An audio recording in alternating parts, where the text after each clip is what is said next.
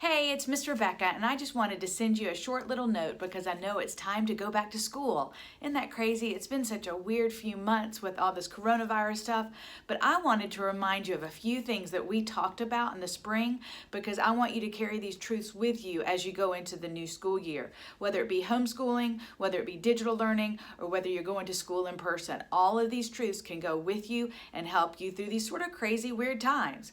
I want to remind you of these three omnis that we talked about in the spring. We talked about how God is omnipresent. That means God is everywhere. So it doesn't matter where you're doing the school, God is with you. And to me, that's very comforting, and I hope that is for you too. We also learned that God is omniscient. That means God knows everything. So when He's with you and He knows everything, He knows what's going on. That's pretty cool. And then we don't want to forget this: God is omnipotent. That means He's all powerful. So He can do anything He wants to. So He's with you, He knows everything that's going on, and He can take care of you because He is all powerful. So friends, when things are a little crazy and things are a little different this fall, I want you to remember all these things because it's so very important. You need to know who God is and that you can trust in Him. But I want to remind you of one more thing, and we find this one more thing in John 3:16. So I have a little heart here. And John 3:16 tells us that God loved the world in this way, that He sent His one and only Son.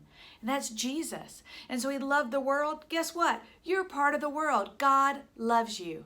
So when we know that God is everywhere. It's a loving God that's with you. God knows all. He cares about what's going on, and He knows what's going on. God is all powerful. He can do things to help you. Now, God never promises that He's going to take away all the crazy and all the weird, but He promises to always be with you. And the Bible tells us that He has a plan for you. And so, friends, as you go back to school, I just want you to remember all these things. I want you to remember that God loves you and He wants you to know Him better and better. So you remember all these things, and you remember that God loved the world so much that He sent Jesus.